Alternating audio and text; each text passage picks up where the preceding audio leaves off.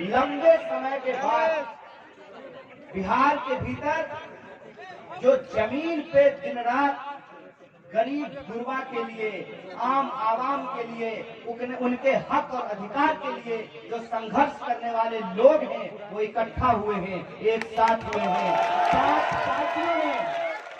पांच पार्टियों ने मिलकर के, ये 5 उंगलियां अलग अलग होती हैं, जब मिल जाती हैं तो मुट्ठी बन जाती हैं, इंकलाब का प्रतीक होती हैं। 5 पार्टियों ने गठबंधन तैयार किया है। इस गठबंधन के संबंध में जो सबसे जरूरी बात है मैं आपसे साझा करना चाहता हूं। ये गठबंधन सिर्फ कुछ सीट जीत जाने के लिए नहीं किया गया है। ये गठबंधन सिर्फ कुछ लोगों को विधानसभा पहुंचा देने के लिए नहीं किया गया है। ये गठबंधन इस बात के लिए किया गया है कि पिछले 15 साल में विकास का ढोलक पूरी तरीके से फट गया है। ये गठबंधन इस बात के लिए किया गया है कि कब तक आप हमको ठगते रहेंगे। ये सारण की धरती है, महान कवि, स्वतंत्रता सेनानी मिश्र जी की भूमि है। ये भोजपुरी के शेक्सपियर कहे जाने वाले भिखारी ठाकुर लिखते थे, नौवा कमाई लोर चुआई बबुआ जैहन देश। एक बात मुझे बताइए, भिखारी साहब को लिखे हुए दशकों बीत गया, जमाना बीत गया, क्या आज भी हमारी और आपकी मां जब हम झोला लेकर के दूसरे राज्यों में पढ़ने के लिए, इलाज कराने के लिए और काम करने के लिए जाते हैं तो लोर चुआती है कि नहीं चुआती है? विरह के बारे में लिखे हुए जमाना बीत गया। विदेशिया नाटक आप लोगों ने देखा होगा, काहे गए कलकत्ता ये सजनी। आजकल कलकत्ता नहीं जाते हैं, दिल्ली जाते हैं, बेंगलोर जाते हैं, ग्वालियर जाते हैं, इंदौर जाते हैं, चेन्नई जाते हैं, केरल जाते हैं। क्या हमारा पलायन रुका है? आज कोई शेक्सपियर नहीं है भोजपुरी में, भिखारी ठाकुर नहीं है, वो गाने विरह के नहीं लिखे जा रहे हैं, लेकिन हमारा पलायन होना नहीं रुका है और पलायन का दर्द नहीं बंद हुआ है। बोलिए, ऐसी बात है कि नहीं है? इसीलिए मैं कहता हूं कि चुनाव खास है। ये चुनाव खास इसलिए है कि 5 साल में एक बार हमको मौका मिलता है कि रोज जिन तकलीफों को हम झेलते हैं उस तकलीफ को हम बदल सकें। जो रोज बरोज की हमारी समस्याएं हैं उन समस्याओं से हम निजात पा सकें। हम ऐसे इंसान का चुनाव कर सकें जो हमारे दुख सुख में खड़ा होता है। और आप सब अपने दिल पे हाथ रख करके कहिए कि सतेंद्र जी ऐसे व्यक्ति हैं कि नहीं है।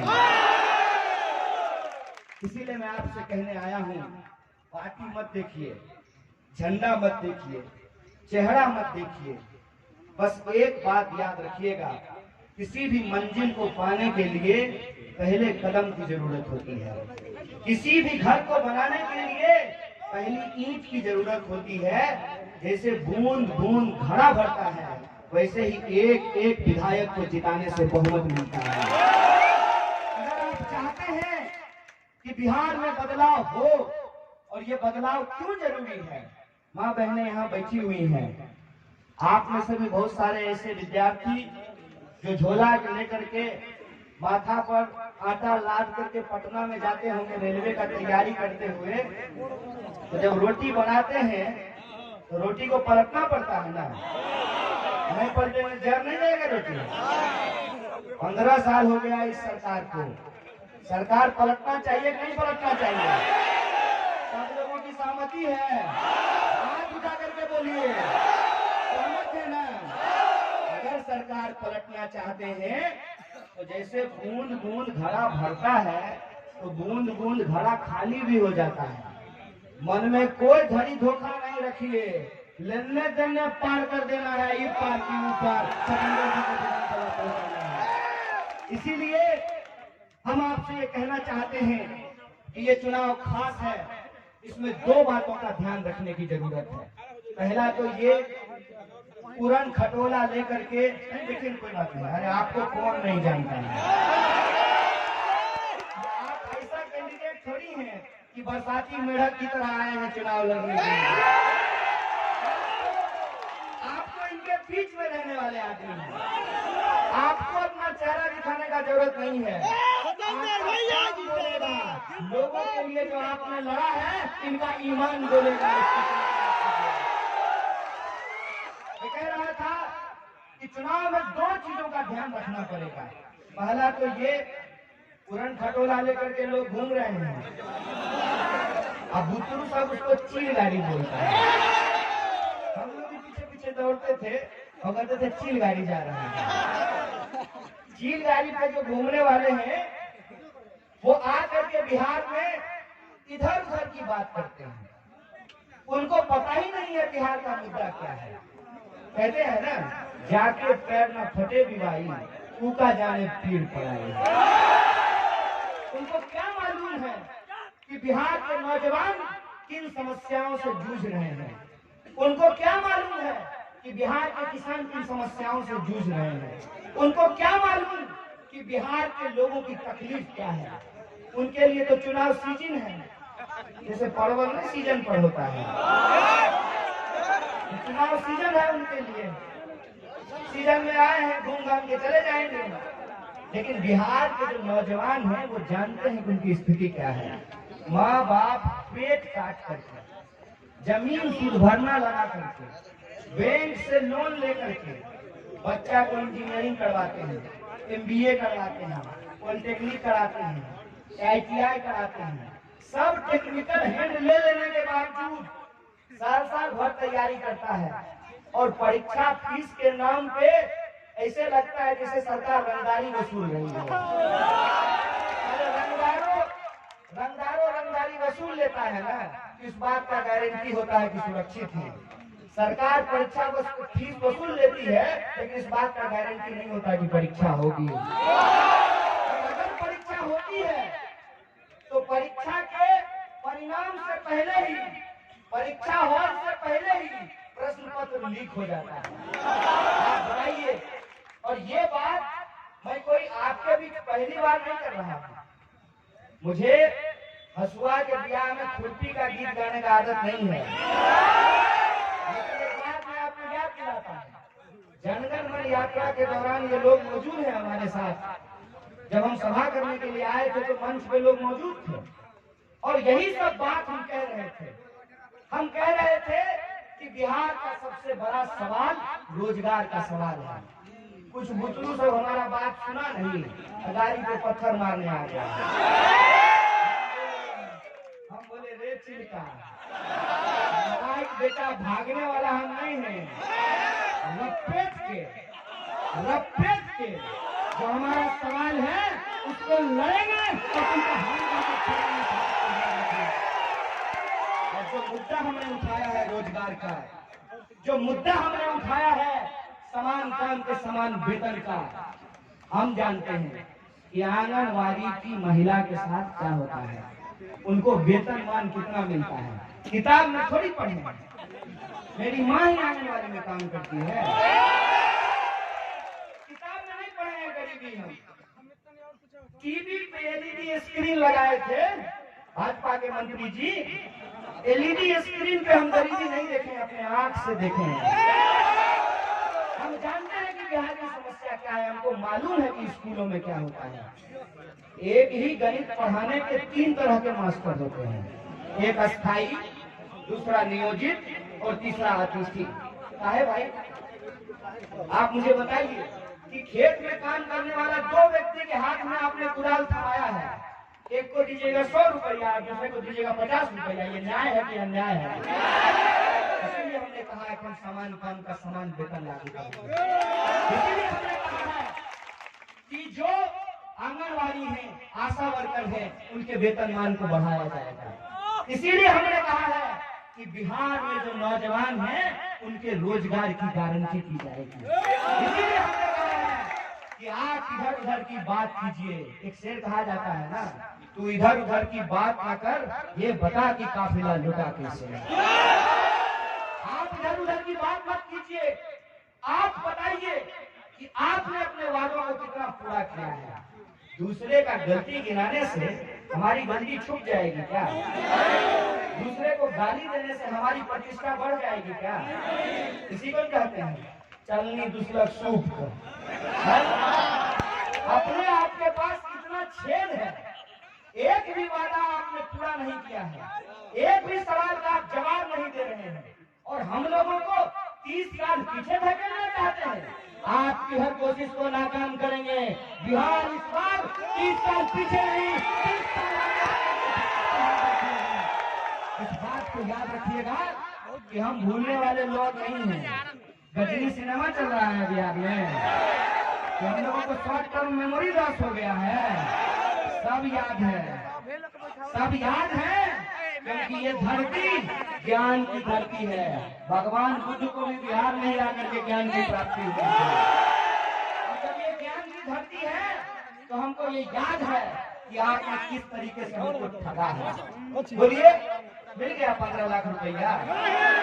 किसके खाते में 15 लाख रुपया है? अगर हाथ उठाइएगा, देखिए वो हाथ में।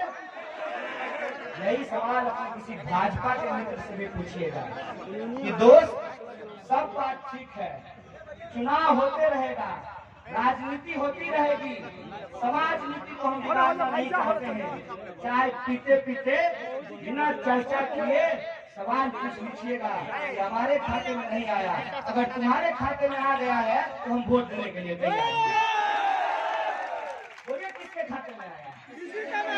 मेरा हर साल 2 करोड़, तो खाली सपना दिखाइएगा। कितना बार काठ की हारी बार बार नहीं चढ़ती है, एक बार चढ़ा लिए तो ठीक। और दूसरी जो सबसे जरूरी बात, एक तो मुद्दे की बात, इस बार का चुनाव बिहार के मुद्दे पे होगा, इधर उधर के सवाल पर नहीं होगा। और दूसरा सबसे जरूरी बात जो हमने आपको कहा कि इस बार के चुनाव में 2 महत्वपूर्ण चुनौतियां हैं। पहली चुनौती ये है कि हम बिहार में बिहार के मुद्दों पर, बिहार के लोगों के सवाल पर चाहते हैं कि यह चुनावी विमर्श हो और जो मुस्तकबिल बिहार का तय किया जाए, जो जनमत मिले तो बिहार के मुद्दों पर मिले, वो रोजगार के सवाल पर मिले। और दूसरी सबसे बड़ी चुनौती ये है कि जनमत तो हम लोग देते हैं, हर 5 साल में विधायक ऐसा थोड़ी हुआ है कि जब से देश आजाद हुआ है कभी नहीं हुआ है कि चुनाव नहीं हुआ है। अरे फसल नहीं होता है, नौकरी नहीं मिलती है, महिलाओं के साथ अत्याचार नहीं मिलता है, मान सम्मान नहीं मिलता है, भेदभाव नहीं बंद होता है, लेकिन चुनाव चलते रहता है। तो जो दूसरी चुनौती है वो चुनौती इस बात की है कि जिस लोकतांत्रिक प्रक्रिया में जनता मालिक होती है, वो प्रक्रिया ये है कि बूढ़ा हो या नौजवान, काला हो या गोरा, मोटा हो या पतला, अमीर हो या गरीब, फॉर्च्यूनर पे चढ़ने वाला हो कि हेलीकॉप्टर पे उड़ने वाला या टूटल का एवं साइकिल पे अपनी जिंदगी गुजर बसर करने वाला, सबका वोट बराबर होता है। और ये जो आपका हक है, ये जो आपका अधिकार है, उसी अधिकार की ताकत है कि उड़न खटोला कभी कभी जमीन पर आपके गांव में आ जाते हैं। और ये तो आपकी ताकत है, उस ताकत का ही ये असर है कि नेता आपके सामने हाथ जोड़ करके खड़े हो जाते हैं, हाथ जोड़ लेते हैं, कहिएगा तो लेट जाएंगे, बोलिएगा तो मुर्गा भात खा लीजिए। मुर्गा भात बहुत भीड़ भइल, बहुत मुर्गा भात खाइए, क्योंकि अपने फूफा के घर से वो आपको मुर्गा भात नहीं खिलाएगा। आप ही का पैसा है, आप ही का पैसा मिलता है और आप ही को चुनाव में 5 दिन मुर्गा भात खिला देता है।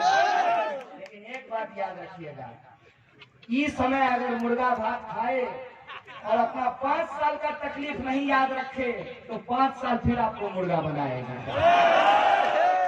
मुर्गा भात खा लीजिए, उसमें हमको कोई दिक्कत नहीं है, कोई दे रहा है तो ले लीजिए, कौन अपने बाप के घर से दे रहा है?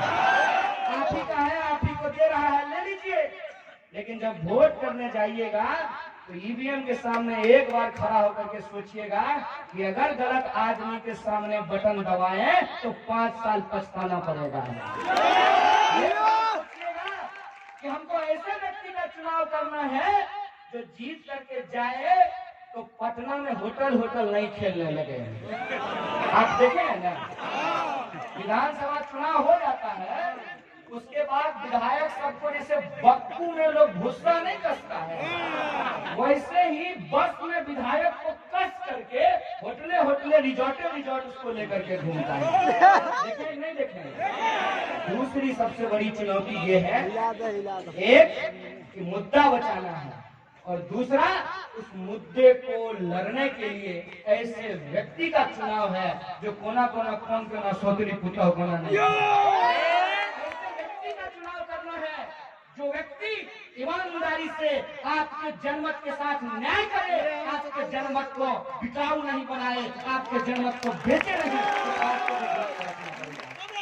आपको इस बात को ध्यान रखना है कि हम लोग गरीब जरूर हैं, हम लोग गरीब जरूर हैं, गरीबी है हमारे पास, लेकिन अगर किसी नेता को लगता है कि हमारा ईमान खरीद लेंगे तो अपने दोस्त का सारा खजाना खाली करके देख ले, हमारा ईमान बिकाऊ नहीं है। कोई हमारे ईमान को नहीं खरीद सकता है।